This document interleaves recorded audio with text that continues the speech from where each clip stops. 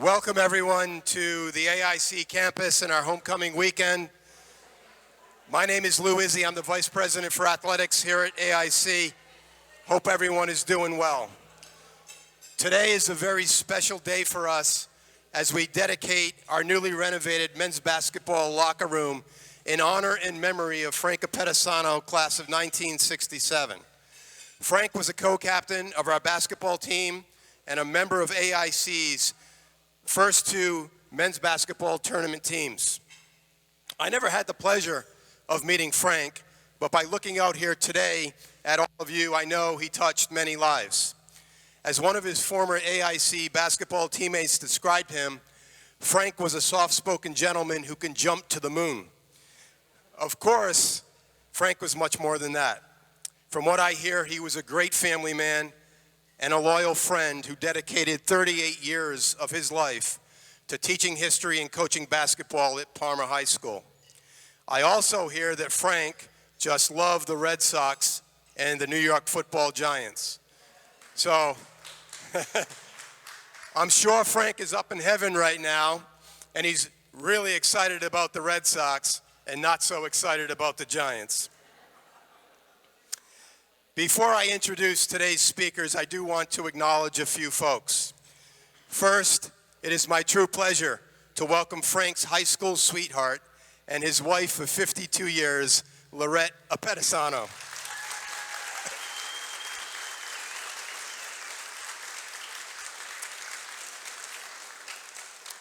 I also want to welcome Frank's children, Diane Davitt, Denise Wirtz, Darlene Oppedisano, and Frank Oppedisano Jr. and their families.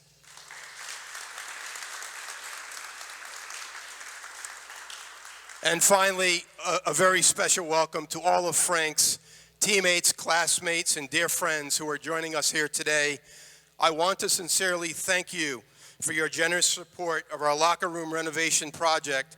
And in particular, I want to acknowledge two of Frank's former teammates and good friends, Paul Procopio and Coach Jim Calhoun, for making this day possible.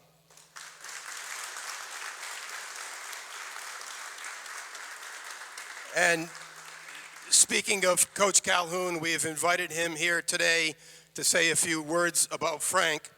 As you know, Coach Calhoun has had a profound and lasting impact here at AIC and, of course, in the world of college basketball.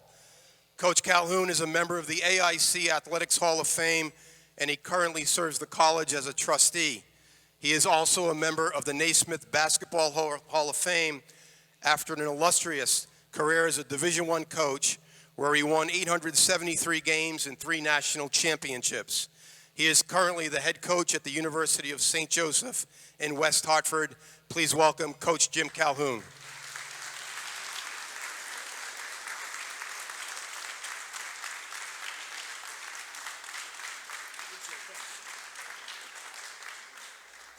Good morning. I'm not necessarily appropriately dressed. Well, when I was here, I wasn't ever appropriately dressed. But regardless, because I had practice. And someone said, do you need it?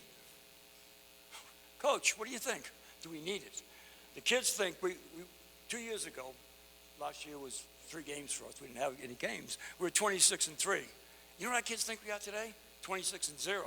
I try and tell them, it starts over again. We haven't won a game yet. That's what they play us back there, by the way. A couple of things. When I walked through this building today, I drove around, thank you.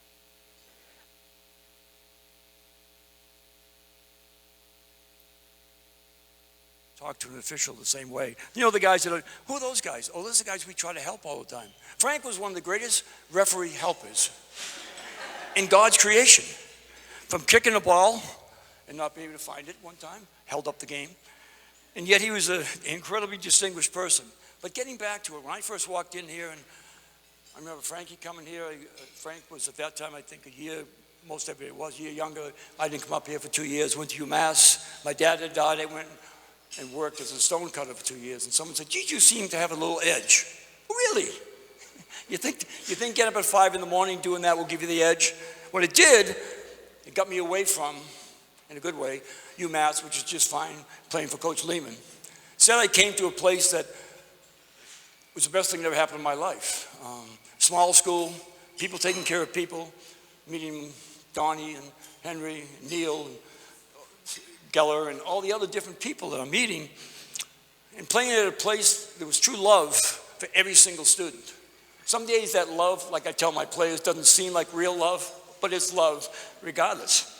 And I think that when I think back to Frank, and we walked into this brand new building, 66 I think it was, and we went to the NCAAs that year, and it just once again altered my life, that people were reaching out, professors, Professor Duffy, and I can go Sprinthal, and all the different people that I met.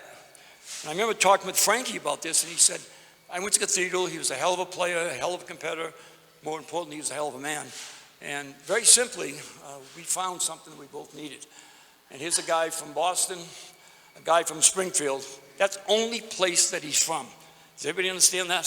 Frank Oppedisano, not Hampton, not Willimantic.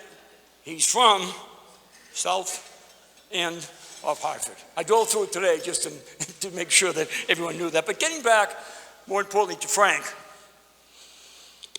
he really, really was a special guy. You know what's great? When you meet, quote, ordinary people who do extraordinary things. And that's who Frank was. 38 years teaching history. He made history. 25 years as a coach. 3 times going up to the finals and having that son of a bitch, Paul Procopio, beat him. That's it. Oh, I'm sorry. I lost myself. Paul, I'm not saying, but I've got to break the news. He doesn't like you. Even now, he says, how's that friend of yours, Procopio, doing? Son of a bitch. I'm sorry. But when I met Frank, and he came a year after I came up here, he was just a special guy. And you said, is it how loud he was? No. How dignified he was? Yeah. How well he jumped, how he played. What he was, the basketball player, a glue guy. Everybody needs a glue guy. I've been coaching for 50-something years now, and glue guys are important. The stats mean nothing. All you want to do is win, be a great teammate, and be a great person. You know, I was looking to some of the things I remember about Frank, and once again, with Lorette here, I won't say all of them. Benjamin's at night, but 38 years a teacher, 25 years head coach. I've got a young brother, and after my dad died, he was 5. I'm giving this story to give you an idea of what I think, what Frank really did. I said to him one day, you're so lucky. And again, he was more like a son to me for about 10 years. And I always remember, I said, just so fortunate in many ways, because you changed lives. He gave me a laugh, and he says, yeah, you do it every day. And that's who Frank Oppedisano was. He changed lives. By the fact he hates the Patriots, we had some discussions about that. I think there were some verbs, nouns, adjectives brought into that discussion. But his love of the Yankees, some things that I just remember him doing, being from the South End, only the South End, hated the Patriots. Oh, he hated slow golf. Excuse the language, but why the F do we got to play so slow? Frank, the other people on the green, we're going to have a tough time hitting into them. The love of Lorette, the kids. When he talked about his kids and 7 grandchildren, 7 grandchildren, special. For a guy that had this eloquence about him, and every single day, trips to Pebble Beach, a nice cold bud, Cape Cod, the Red Sox. You know, Frank Oppedisano loved life. And for the players in this room, make sure you know what your game is. Make sure you do. The only mistake I ever saw Frank make, he wanted to be Bobby Darin and sing Mac. It's one of his greatest frustrations. He wanted to sing Mac the Knife. It's the only thing I ever saw Frank fail at. The unfortunate part about it, with you with him, you got the whole karaoke. But a man of this extraordinary ability to mold young people, to teach young people, to have an incredible family. He was special. I've been very fortunate over the last 50-something years coaching hundreds and hundreds of players.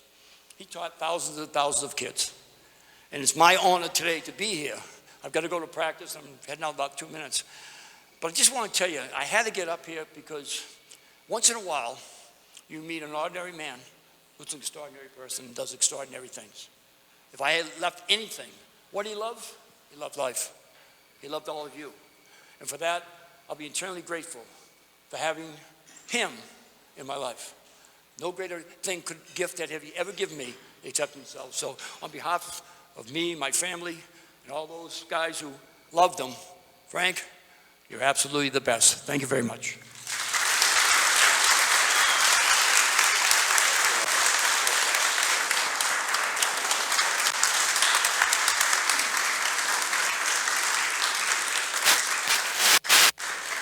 Thank you, Coach Calhoun.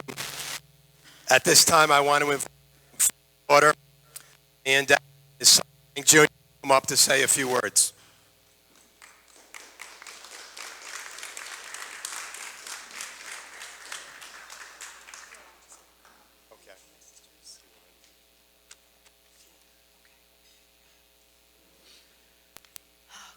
Good morning, everybody.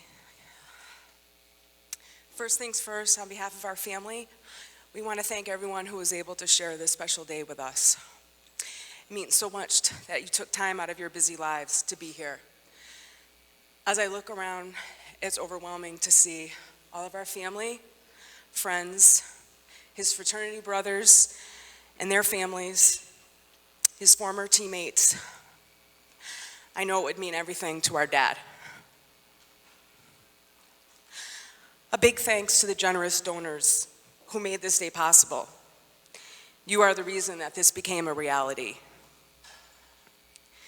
Thank you to everyone here behind the scenes at AIC for putting on such an incredible event. You could tell how much time went into it, thoughtful planning.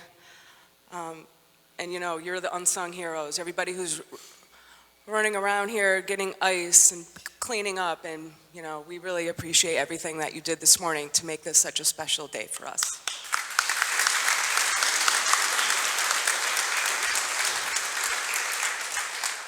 Also, a special thanks to Maura Donovan. I don't know where she is, but I know that there were lots of weekly phone calls with my mother at some point, and for that, I think she definitely deserves a raise. So, just kidding, Ma. And last but not least, a big thank you to Coach Burkholder. Coach Andy, where are you? Oh, did he? A big thanks to Coach Andy for coming up with the idea of the Frank Oppedisano locker room. I can only imagine what he would be saying about such an incredible honor. When I first heard about this, it reminded me of when he and I, both alumni of Cathedral and AIC, would get our yearly newsletter. And I would call him up and I'd say, Dad, I can't believe it. Another year you didn't get into either Hall of Fame. And he, being the humble guy that he was, would laugh and say, oh, come on, Di. I was never good enough to get into a Hall of Fame. But guess what, Dad? You were good enough to get a locker room named after you. And from now on, every player will walk into the Frank Oppedisano locker room to get ready for practice, get ready for a game, go have a workout. And I can't see how he would want it any other way. Thank you, everybody.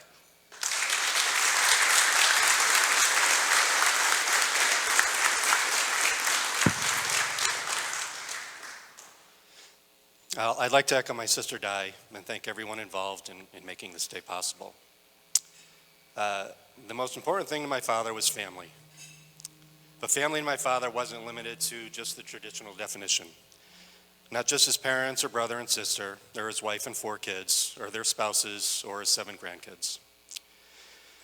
Family most definitely included his friends, his teammates, and the many players he coached.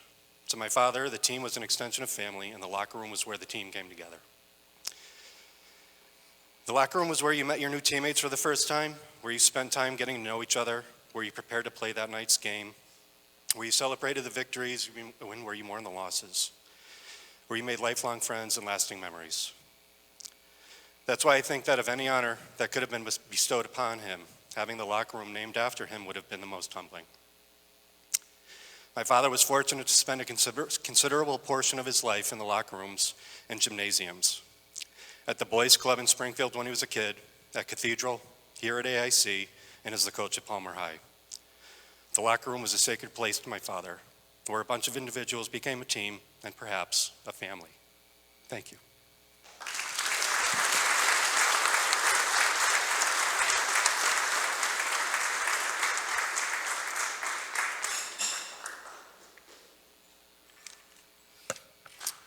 And now to unveil the plaque in honor and memory of Frank Oppedisano, please welcome our current men's head basketball coach, Andy Burkholder.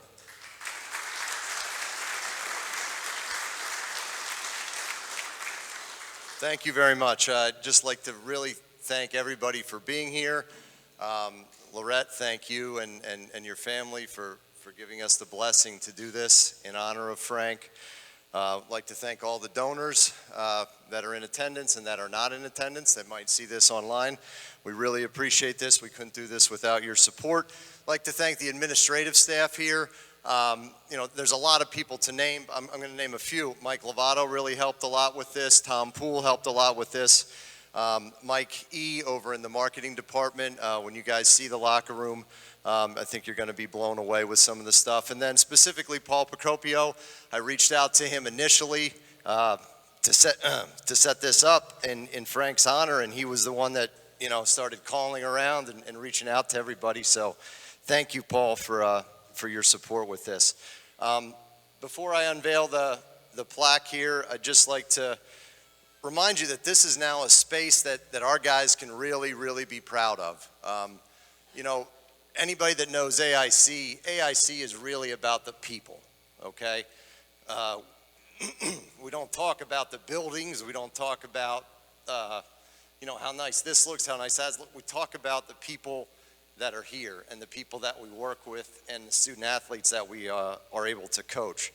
And but with that said, it is nice to have a place that you can really be proud of, and hopefully our guys, not only this team, but teams in the future can gather to build memories, to have those locker room conversations, because those of us that participated in sports know that you don't remember a lot of the scores from the games 20 years ago, right? But you have a ton of memories that you build with your teammates. So we're hoping that this is a place where a lot of that stuff can happen. We have our current team here. Everybody on our roster is here. I'm hoping that they see the importance of giving back when it's their turn, and the power in numbers, okay? A little bit goes a long way when there's a lot of people involved. And also understand that, we're honoring a man who was a good player. As Coach Calhoun said, he was like a glue guy, which, as we know, every good team needs. Every single good team needs. But he's really being honored for the man that he was, and the father and the husband and the friend that he was. So when my guys leave our program, I hope beyond anything, they realize being a good person is the best thing to be in life, rather than the best basketball player. So with that said, is it time for me to lift up here?